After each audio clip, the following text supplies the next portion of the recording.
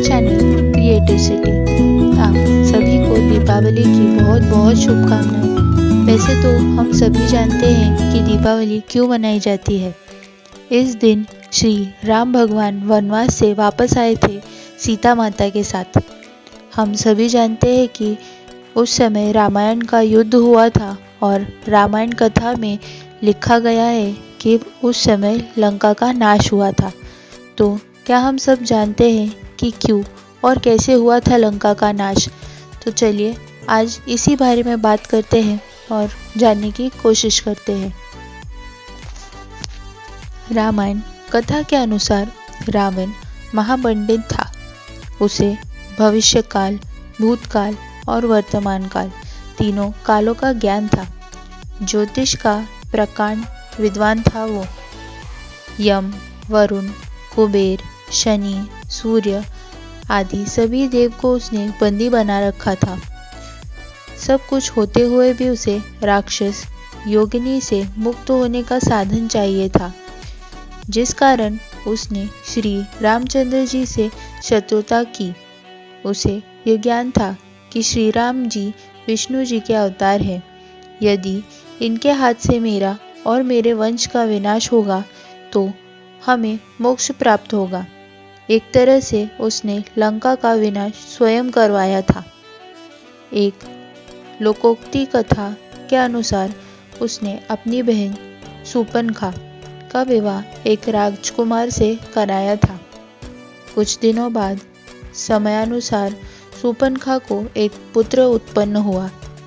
लगभग 10 वर्ष की आयु में उसका पुत्र बहुत बड़ा धनुषधारी बना, अर्थात वह धनुष बाण बहुत ही अच्छी तरह से चला लेता था और वह बहुत वीर भी था।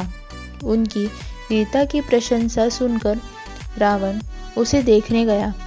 रावण उसे अपनी गोद में प्रेम पूर्वक बिठाकर प्यार कर रहा था कि अचानक वह बालक हंसकर बोला, मामा जी, ये आपके 20 हाथ और 10 सिर अच्छे नहीं लग रहे हैं। कहो तो जो अधिक संख्या में है, अर्थात 18 हाथ और 9 सिर अपनी तलवार से काटकर फेंक दूं, तब 1 सिर और 2 हाथ रह जाएंगे।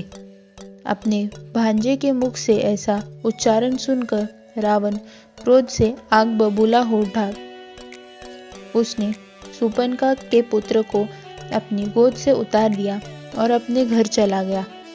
उधर जब शूर्पणखा अंदर से आई तो रावण को वहां अनुपस्थित देखकर अपने पुत्र से पूछने लगी, बेटे, तुम्हारे मामा जी कहाँ गए? तब बालक ने कहा, माताश्री, मामा जी चले गए। शूर्पणखा ने पूछा, क्यों? वह बालक कहने लगा कि मैंने मामा जी से इस प्रकार कहा, बस वे क्रोधित हो गए और मुझे नीचे फेंक कर चले गए। इतना सुनते ही शूर्पणखा के मन में कई तरह की आशंकाएं उठने लगी। उसने अपने पुत्र से कहा, बेटे, तुम्हें इस तरह की बातें नहीं करनी चाहिए थी। अब कोई ना कोई अनर्थ जरूर होगा। तेरे मामा जी बहुत ही क्रोधी स्वभाव के हैं। यह कहकर शूर्पणखा चुप हो गई और भविष्य में होने वाले अनर्थ की प्रतीक्षा करने लगी। एक बार उसके मन में विचार आया कि लंका जाकर भाई से क्षमा प्रार्थना करे और अपने बेटे द्वारा की गई गलती की माफी मांगे।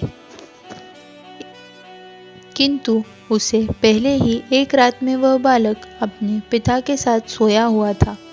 उसी रात रावण चुपके से आया और अपनी तलवार से पिता पुत्र दोनों को मौत के घाट उतार दिया।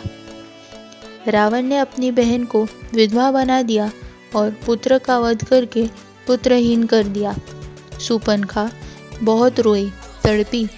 अनंत में यह प्रतिज्ञा ली कि हे रावण, तूने ज्ञानवान होकर भी अज्ञानियों जैसा कार्य किया है। अर्थात रावण इतना ज्ञानी था, फिर भी उसने अज्ञानियों जैसा काम किया और अपने ही भांजे को मौत के घाट उतार दिया। बालक की बुद्धि पर तनिक भी विचार नहीं किया और मुझ अबला को विधवा बना दिया। मेरा पुत्र भी छीन लिया। आज मैं प्रतिज्ञा करती हूँ कि मैं लंका की सभी नारियों को जब तक विधवा नहीं बना डालूंगी तब तक चैन से नहीं बैठूंगी।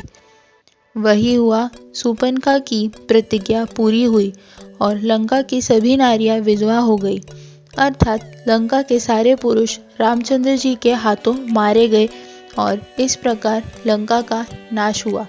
और इसके बाद श्री रामचंद्र जी माता सीता को लेकर वापस अयोध्या आए और हम इसी कारण दिवाली का ये त्यौहार मनाते हैं। उम्मीद है आप सभी को ये वीडियो बहुत पसंद आएगा।